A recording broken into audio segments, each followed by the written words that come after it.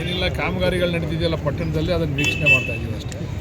ಏನು ಸರ್ ಇವಾಗ ಸಾಕಷ್ಟು ವಿಳಂಬ ಆಗಿದೆ ರಸ್ತೆಗಳದು. ಏನು ಮಾಡೋದು, ಜಾಗ ಬಿಡಲ್ಲ, ಎಲ್ಲ ಒತ್ತುವರಿ ಮಾಡ್ಕೊಂಡವ್ರೆ, ಜಗಳ ಮಾಡಬೇಕು, ಕುಸ್ತಿ ಮಾಡಬೇಕು, ಶಾಪ ಹಾಕ್ತವ್ರೆ, ಹಿಂಗೆ ಮಾಡ್ಕೊಂಡೆಲ್ಲ ಮಾಡಿಸ್ತಾ ಇದ್ದೀವಿ. ಪರಿಹಾರ ಎಲ್ಲ ಕೊಡ್ತಾ ಇದ್ರಲ್ಲ ಸರ್? ಪರಿಹಾರ ಯಾವುದು ಕೊಡ್ತಾ ಇಲ್ಲ. ನಮ್ಮ ರೋಡ್ ನಾವು ಮಾಡ್ತಾ ಇದ್ದೀವಿ, ಸಿಟಿ ಒಳಗಡೆ ಯಾವುದು ಪರಿಹಾರ ಇಲ್ಲ. ಟೌನಲ್ಲಿ ನಮ್ಮ ವ್ಯಾಪ್ತಿಯಲ್ಲೇ ಒತ್ತುವರಿ ಮಾಡ್ಕೊಂಡ್ಬಿಟ್ಟವ್ರೆ.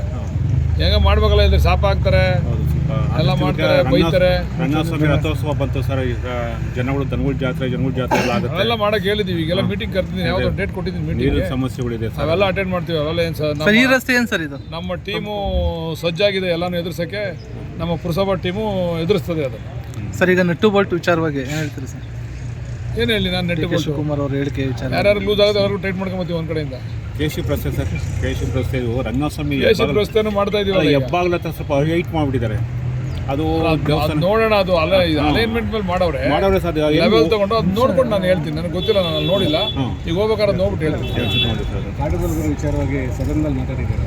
ಕಾಡುಗೊಲ್ಲರಿಗೆ ಸರ್ಟಿಫಿಕೇಟನ್ನು ಕೇವಲ ಚಿತ್ರದುರ್ಗ ಮತ್ತು ತುಮಕೂರಲ್ಲಿ ಮಾತ್ರ ಮಾಡ್ತಾವ್ರೆ, ಬೇರೆ ಕಡೆ ಎಲ್ಲೂ ಕೊಡ್ತಾ ಇಲ್ಲ, ಬೇರೆ ಜಿಲ್ಲೆಗಳಲ್ಲಿ. ಅದಕ್ಕೆ ರಾಮನಗರ ಜಿಲ್ಲೆಯಲ್ಲಿ ಅದರಲ್ಲೂ ವಿಶೇಷವಾಗಿ ಕಾಡುಗೊಲ್ಲರು ಹೆಚ್ಚಿಗೆ ಇರ್ತಕ್ಕಂಥದ್ದು ಮಾಗಡಿ ಕ್ಷೇತ್ರದಲ್ಲಿ, ಮಾಗಡಿ ತಾಲೂಕಿಗೆ ಕಾಡುಗೊಲ್ಲರು ಸರ್ಟಿಫಿಕೇಟ್ ಕೊಡಬೇಕು ಅಂತ ಒತ್ತಾಯ ಮಾಡಿದ್ವಿ. ಇದು ರಾಜ್ಯ ಜನತೆಗೆ ಕೊಡಬೇಕು ಅಂತ ಅವರು ಅದನ್ನು ಒತ್ತಾಯ ಮಾಡಿದ್ದೀವಿ. 2 ಜಿಲ್ಲೆ ಹೊರತುಪಡಿಸಿ ಎಲ್ಲ ಕಡೆ ಕೊಡಿ ಅಂತ.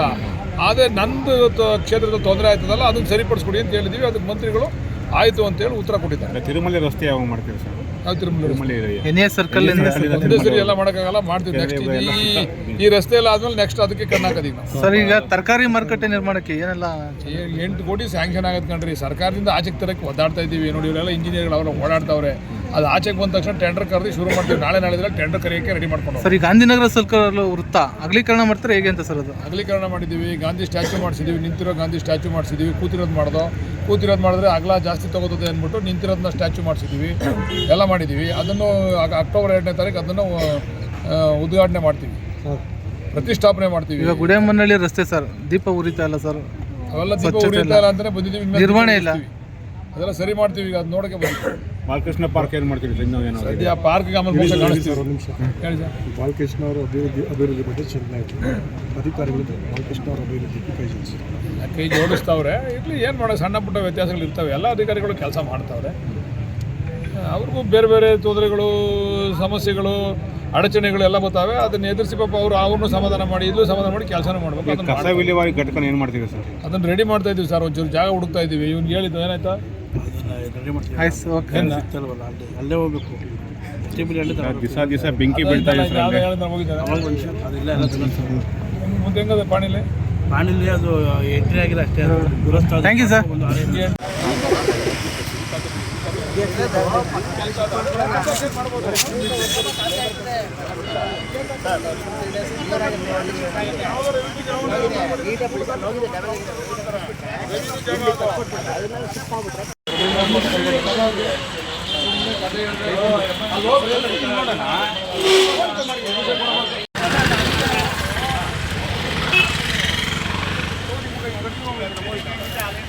ಅವಾಗ ಆ ಬೋರಿಗೆ ಕರೆಕ್ಟಾಗಿ ಸೆಟ್ ಆಗಿದೆ.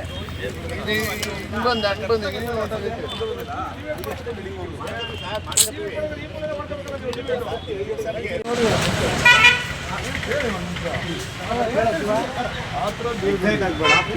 ಬೀಳ್ಬೇಡಿ. ನಮಗೆ ಅಲೈನ್ಮೆಂಟ್ ತಗೊಳ್ಳೋದಂತ ಸ್ವಲ್ಪ ಪ್ರಾಬ್ಲಮ್ ಆಯ್ತದೆ. ಒಂದ್ಸರಿ ಅಲೈನ್ಮೆಂಟ್ ತಗೊಂಡು ಕ್ಲಿಯರ್ ಮಾಡ್ತೀವಿ. ಕೆಲಸ ಮಾಡೋಕ್ಕೆ ಅಲ್ವ ನಾವು ಬಂದಿರೋದಿಗೆ. ಅಲೈನ್ಮೆಂಟ್ ಒಂದು ತಿಂಗಳಾಯ್ತು ಅಂದರೆ ಈಗ ಅವರು ಮುಂದೆ ಬಂದವ್ರೆ, ಇವರು ಹಿಂದೆ ಹೋಗವ್ರೆ. ಅಲೈನ್ಮೆಂಟ್ ತಗೋಬೇಕಲ್ಲಪ್ಪ ನಾವು. ಒಂದ್ಸರಿ ನಿಮಗೆ ಮೋರಿ ಮಾಡಿದ್ಮೇಲೆ ಅದು ಫಿಕ್ಸ್ ಆದಂಗೆ, ಅದಕ್ಕೆ ಆಚೆಗೆ ನಾವು ತಗೊಳಕ್ಕೆ ಬರಲ್ಲ. ಅದಕ್ಕೆ ಮಾಡ್ತೀವಿ. ಸ್ವಲ್ಪ ತಾಳ್ಮೆಯಿಂದ ಇದ್ರೆ ಕ್ಲಿಯರ್ ಮಾಡ್ತೀವಿ. ಇನ್ನೊಂದು ತಿಂಗಳು ಕ್ಲಿಯರ್ ಮಾಡ್ಕೊಡ್ತೀವಿ. ತಾಳ್ಮೆಯಿಂದ ಇರಿ. ನಮ್ಗೆ ಯಾರ ಮೇಲೆ ಕೋಪ ಇಲ್ಲ, ದ್ವೇಷ ಇಲ್ಲ. ಕೆಲಸ ಈ ರೋಡ್ ಚೆನ್ನಾಗಾದ್ರೆ ನಿಮಗೆ ಅಲ್ವ ಅನ್ಸಲ್ಲ? ಹೌದು ಬರೋಣ ಅಲ್ವಾ? ಎಲ್ಲ ಸರಿ ಬರೋಣ, ಇದು ರೋಡಿಗೆ ಬರೋಣ. ಅಲ್ಲಿಂದ ನಾನು ಹೇಳೋದು ಒಂದೇ ಮಾತು ಬರೋಣ. ಈಗ ಅದು ರೋಡ್ ಸರ್ ಇಂಜಿನಿಯರ್ ಸರ್ ಬನ್ನಿ ಸರ್. ಎಷ್ಟಿದೆ ಸರ್ ಇದಕ್ಕೂ ಎಷ್ಟು ಸರ್? ಆ ರೋಡ್ ಸರ್ ಏನಿದೆ ಸರ್, ಏನು ತೆಗ್ದಿದ್ದಾರೆ ಅದು ಮಾಡಿಸ್ಕೊಡಿ ಸರ್, ಅಷ್ಟೇ. ನಾವು ಏನು ಕೇಳಲ್ಲ.